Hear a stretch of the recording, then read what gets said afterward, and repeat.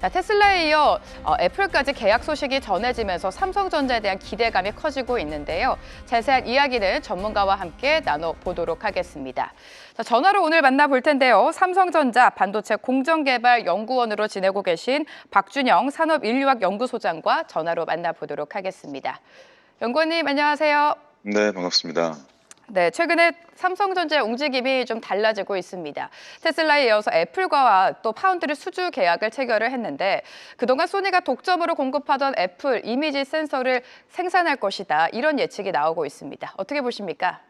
네, 상당히 의미 있는 계약이라고 생각이 들긴 합니다. 말씀하신 대로 CIS라고 하는 반도체 카메라를 만드는 현재 이 제품은 기본적으로 소니가 보통 50% 정도의 점유율을 갖고 있고 삼성이 보통 15% 정도를 갖고 있거든요. 이런 형태의 이 점유율이 이제 10년 전에 그 뒤바뀌어서 가지고 삼성이 더 많이 만들게 됐었어요. 그런 것들이 기록이 있기 때문에 실제 이 소니에서 독점 공급하던 애플폰에 들어가는 CIS 이미지 센서를 했다는 것은 굉장히 고무적인 일이라고 생각이 들기도 하고, 그것의 이유라고 할 수 있는 건 당연스럽게도 이제 기존에 삼성이 가장 먼저 미국에 진출해서 1990년대 말 정도에 현재 나오고 있는 사스라고 해서 오스틴 공장을 만들었었거든요. 거기서 이제 레가스 공정 중심으로 해가지고 반도체 만들 수 있기 때문에 미국 내 생산을 중심으로 해서 이제 애플이 약간의 전략을 다시 가져가려고 하는 거, 이런 것들이 분명히 있고, 두 번째로는 이제 기본적으로 삼성에서 설계나 생산을 다 같이 할 수 있는데 현재 CIS 같은 경우는 소니에서 설계하고 난 다음에 TSMC가 생산하는 방식을 갖고 있거든요. 이런 것에 대한 다변화전을 갖고 있지 않을까라고 말씀드릴 수 있을 것 같습니다. 네, 이렇게 삼성전자와 빅테크들의 협력에 따른 시너지 효과도 궁금해지는데 특히 앞서서 보신 것처럼 테슬라는 도조라는 슈퍼컴퓨터 팅을 해체하면서 삼성전자와의 관계를 더욱더 공고하게 할 것이다. 이런 전망이 나오고 있습니다. 테슬라나 애플은 삼성전자의 어떤 부분에 더욱 방점을 둘 것으로 보십니까?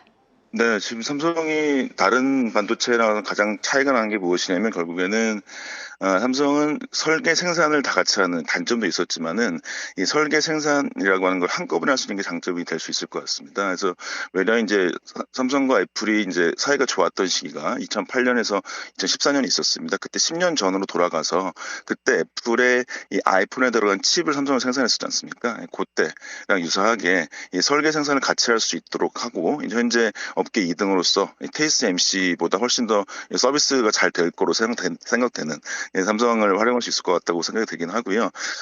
대표적으로 이제 애플의 카메라 같은 경우를 보시게 된다면은 요새 아이폰 쓰시는 분 아시겠지만 애플폰의 카메라가 예전에 되게 좋다고 얘기를 많이 했었습니다. 근데 삼성 카메라가 많이 좋아졌죠. 특히 이제 특징이 달라졌다고 볼 수 있을 것 같아요. 그래서 애플 카메라는 약간 감성적이다, 사진이 잘 나온다 이런 얘기가 있고, 삼성은 요새 아직 좀 AI 기능이 굉장히 잘 돼 있지 않습니까? 그런 것들에 대한 장점도 분명히 있고, 그다음에 이제 이 하드웨어라고 하는 걸 잘하는 것이 여전히 되게 중요하다는 걸 알 수 있는 게, 여전히 이제 애플에 들어가는 이 OLED죠.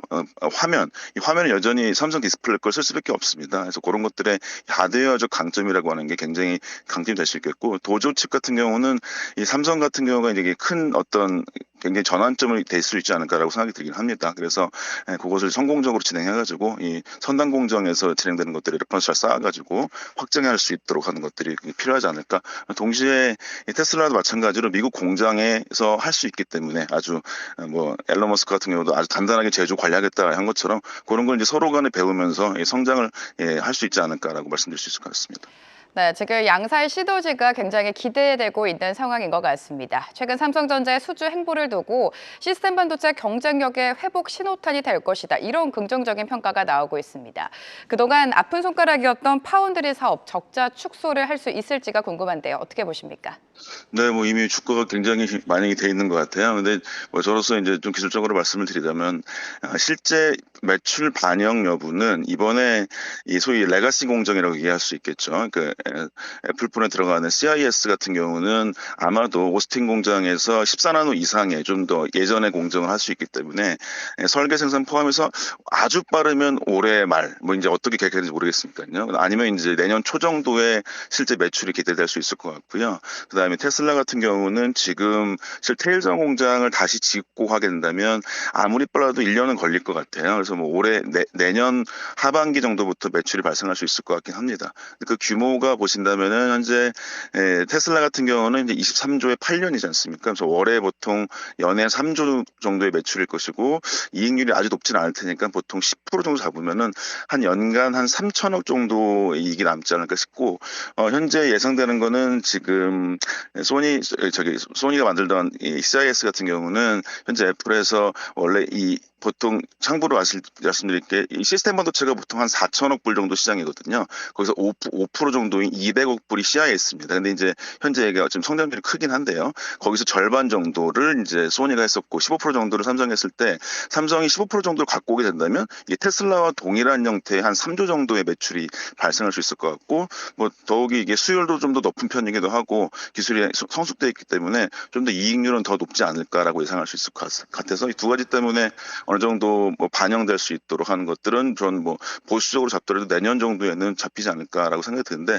일단은 뭐 분기별로 보통 이제 파운드리가 마이너스 2.5조 정도의 지금 손실을 갖고 있어요. 근데 어떻게든 더 투자해야 되고 더 고객을 확보해야 된다라고 하는 게 가장 큰 방식일 것 같습니다. 네, 이렇게 테슬라의 애플까지 빅테크 기업들과 손을 잡으면서 이재용 회장의 승부수가 통했다라는 게 시장의 분석인 것 같습니다. 그동안 삼성전자 좀 부침을 겪어왔는데 특히 HBM 시장에서 SK하이닉스에 밀렸던 만큼 앞으로 삼성전자 주가 전망과 함께 반도체 시장 왕자를 다시 가져올 수 있을지도 궁금해집니다. 네, 뭐 리더십과 기술 관점에서 두 가지 나눠서 말씀드리면 첫 번째로는 이제 이재용 회장 같은 경우는 이제 작년에 2심 결과가 나왔었을 때 무죄가 나오면서 어느 정도 이제 리스크 같은 게 약간 해결됐다. 이번에 완벽히 해결됐긴 했지만요.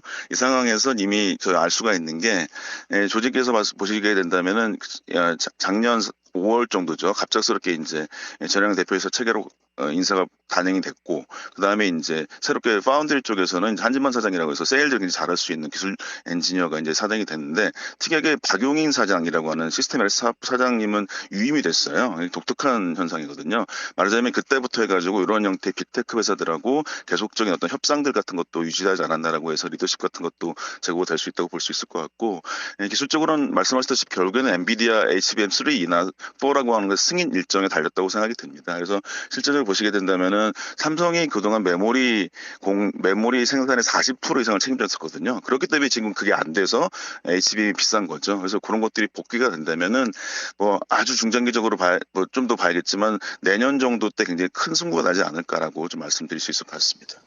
네, 현 시점에서 투자자분들의 가장 큰 관심은 삼성전자의 전망이었던 것 같습니다. 자세하게 풀어봤습니다. 지금까지 박준영 산업인류학연구소장과 함께했습니다. 감사합니다. 네, 감사합니다. 계속해서 다양한 경제 이슈를 알고 싶다면 구독과 좋아요, 알림 설정 부탁드립니다. AI 캐스터 권미정이었습니다.